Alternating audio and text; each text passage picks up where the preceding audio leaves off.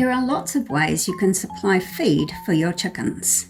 Perhaps the simplest and most rewarding is simply to offer the food from your hand.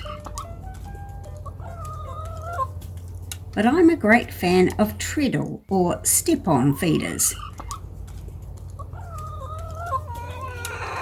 They minimise waste from sparrows or mice eating the chicken food. They keep the feed dry so it doesn't become mouldy and possibly toxic. They make the food available throughout the day, allowing the chickens to eat at will. Chickens are naturally foragers, spending more than half of their waking hours foraging for food and eating. So they're much better suited to eating little and often throughout the day, rather than having 1 or 2 big meals put in front of them each day. All chickens get a chance to eat what they need. Even the chicken at the bottom of the pecking order can eventually get a chance to eat while the others are busy. And your chickens have food to eat without you having to be there. You don't need to rush home before dark to feed your chickens. You can even go away for a few days, knowing your chickens won't starve without you. But how do you train your chickens to use one of these? The advertising makes it look really simple. Once the chickens know there's food inside, they will learn to step up on the footplate, which opens the feeder, and they can eat. But there are a few tricks that can improve how quickly and effectively your chickens learn. So in this video, I'm going to share with you the tips that I have learned or worked out for myself. The advantages of a step-on feeder are mainly advantages for the human, the chicken keeper, rather than the chickens themselves.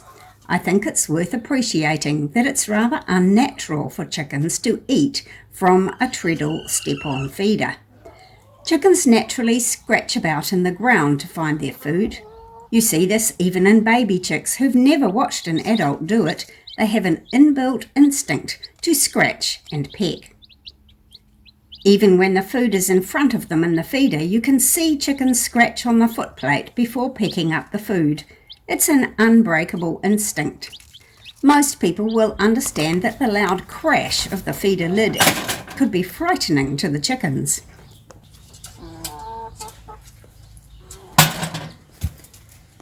It's also worth being aware that the movement of the lid, particularly above their head, is terrifying. To a chicken, nothing that moves above their head or approaches from above is ever anything but bad news. Mother hens don't feed their chicks from above. They point out tasty morsels on the ground to be pecked up. Movement from above is most likely danger, a predator. So from a chicken's point of view, a step-on feeder has so many disadvantages. It's a wonder any chicken ever learns to use them. But chickens are not only highly motivated by food, they are also intelligent and courageous. And if you give them the opportunity, they will learn. All the step-on feeders that I have are the Grandpa's Feeder brand. I made a video 5 years ago about why I prefer this brand. The points are still relevant, so do check out that video. But the tips I want to share about how to train your chickens apply pretty much to any brand of Treadle step-on feeder. The Grandpa's feeders come with the training instructions printed right under the lid, and they cover the essentials. Step 1, put food in the feeder with the lid fastened open, not moving, the footplate at ground level, and let the chickens become accustomed to the device as their source of their food. Step 2, set it to move just a little when the chicken steps on the footplate, but not close all the way when she steps off, so the food is visible at all times. Step 3, set it to full functioning, so the chicken must step on the footplate to open the lid before she can see the food and eat it. So if it's that simple, how come so many chicken keepers say their chickens refuse to use their step-on feeders? If you and your chickens are having trouble, or if you haven't yet tried a step-on feeder and want to be sure of success, I hope some of these tips might help. The fine points of design of the feeder you choose will make a difference. If a chicken is wary of something new or scary, she will usually approach it obliquely rather than head on. So at first they're likely to try and sneak feed out of the side of the feeder. This is the point of those side walls on the grandpa's feeder. But if the original design of the feeder you bought doesn't include side walls, it's pretty easy to add them, or to set up the feeder next to a wall and put a box or something temporarily on the other side. It's just about getting the chickens to approach the feeder straight on. The size of the footplate is much more difficult to adjust. A friend of mine bought a step-on feeder which had a footplate that was far too narrow. Even young pullets could reach right over the top of the footplate to eat without stepping on the footplate at all. Clearly, it was going to be much more difficult to train chickens to use that feeder. We discussed altering the footplate, but any alteration would affect the balance and probably require a much heavier bird than a chicken to make the feeder open. So this is one aspect of design that I think you should consider carefully when choosing your treadle feeder. And sorry I don't have any useful hints to fix the problem if your feeder's footplate is too narrow. Unless you have to keep your chickens confined for some reason, they will naturally go out of their sleeping house each morning to forage.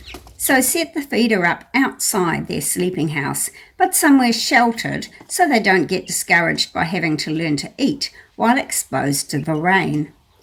You need to put the feeder on a fairly flat and level surface so that when the footplate touches ground, the lid is completely open. Any little bump that obstructs the footplate will make the view of the food much less enticing to the chickens. In fact, I've found that it can be useful to have the body of the feeder on a plank just a half an inch or so above ground level under the footplate, so the lid can open really wide. Plus, of course, putting the feeder on a plank or low platform minimises any rusting. Actually, the feeders that I have now are the very same ones you saw in that earlier video, so they're now at least 15 years old and have no significant rust at all. And by the way, the platform you set your feeder on doesn't have to be at ground level. When the lid is closed, the footplate is quite a long way off the ground, and some of my chickens have short legs, so I put an extra step in front of the footplate. Chickens, especially young chickens, have a natural tendency to jump onto anything they think they can stand on. This includes your feeder. I've always worried that if a chicken standing on the top of the feeder jumps down by stepping on the open lid while another chicken is eating, that the rapidly closing lid might injure the chicken below. But in truth, I've never heard of a chicken actually being injured this way, so I guess they're just quick enough to get out of the way if the lid does start to close on them. By the way, this is not true of sparrows. Many is the time I've found a sparrow hanging half out of the feeder, too slow when the lid came down. But when the feeder is locked open at the beginning of training, a chick can perch on the lid and poop right into the food. So sometimes I have tried various setups to discourage the chickens from standing on top of the feeder. To be honest, none of them are so amazingly successful that I would advise changing the design of the feeder. And probably it's not necessary anyway. Chickens will perch on things, but it probably isn't a big deal in the long run. I think the very best and most important tip for training success is to take it slowly. Of course, this is easier said than done, so what you can do to help that is to start young. Long before the chicks are heavy enough to actually make the feeder work, you can set it in the unmoving position and use it as the container for their food. Actually, I made this little insert, rather clumsy I have to admit, but effective, so I could just put a baby chick-sized portion of food in the opening of the feeder instead of pouring feed into the whole enormous capacity up to the brim so the chicks could reach. The first introduction of any new object into the chicken's living space is going to be a bit scary, so doing this early will give you a head start. But if you're starting with chickens who are already full grown, no worries. Just remember to allow plenty of time for this step getting them used to the idea that this thing is where they can find their food. If you're starting with young chicks rather than adults, then before you move the feeder to step 2, when the lid and footplate move, make sure that each and every one of the chicks is heavy enough to make it move by their own body weight. You will find that some chicks are braver than others and some are more timid. Some are heavier and some are lighter. And it's likely that, at least to start with, the timid ones will not use a feeder on their own, but will sneak on board once the others have made the lid open. But in time, even the timid ones will stay in place when the braver ones leave, and eventually they will learn to use it themselves. But make sure you don't sabotage this by advancing to step 2 before all the chicks are heavy enough. Wrap something soft around the screws. This muffles the crash of the lid closing, so the bang is not so frightening. As an added advantage, this also protects the thread of the screw. Otherwise, the repeated impact of the edge of the lid against the screw can damage the thread and make it impossible to screw the nut on or off again next time. Make sure the chickens have full tummies before you make each change. This is mostly for your own peace of mind, so you know they're not going to starve while they learn. Then just leave them to get on with learning about getting food from the feeder. When they get hungry, they will eat.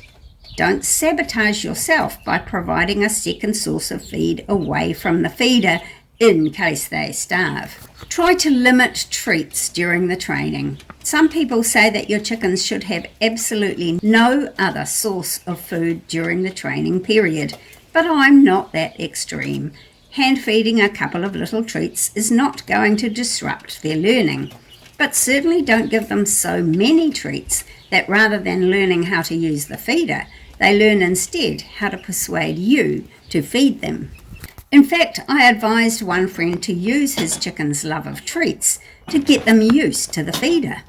His chickens were okay eating out of the feeder in the locked open position, but as soon as he set it to move at all, they dashed away terrified, and he was concerned that they would never learn. But they did love to be hand-fed treats. So I suggested he sit beside the feeder when handing out treats, and then waggle the lid of the feeder when giving out the treats.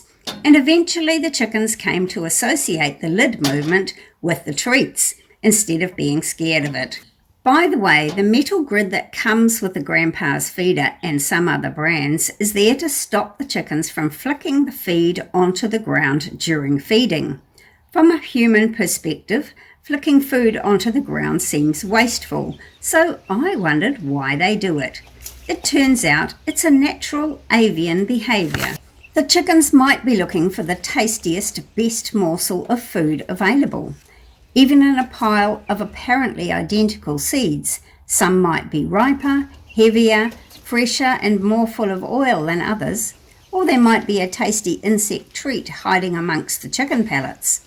When available food is plentiful, chickens and other birds will pick through what's on offer to find what's most attractive and nourishing. Poultry are genetically programmed to be competitive about food as a survival tactic. You might even regard eating as a competitive sport. A study has shown that a chicken will eat faster and will grab more food when another chicken is present than she would if she were eating alone. In all the rush, some food is going to get spilled and scattered. But the chickens are not being deliberately wasteful. In nature, there is no such thing as waste. An instinctive habit of strewing food around has an ecological purpose in that it helps with seed dispersal. Some seeds don't get eaten and therefore have a chance to grow into more trees or plants to eat in the future. However, this behaviour doesn't suit us humans who want to keep everything tidy and all food in the feeder until eaten by the chickens. A grid or scatter shield over the feeder minimises spillage, but I have found that it does also seem to inhibit the chickens from using the feeder. So I set mine up without the grid to start with. And actually, then I lost the grid, and now I just put up with a bit of spillage, knowing that most of it is foraged from the chicken run anyway.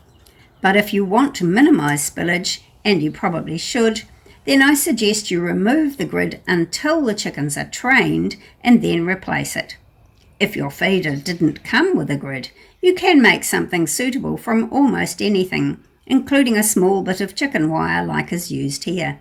Just make sure the gaps are big enough for the chicken to eat through, and the material it's made of has no sharp or abrasive edges. Above all, be patient. Take it slowly. Allow lots and lots of time between each change to the next step of the training program, and make sure that your chickens are really, really well settled with the current setup before making the change.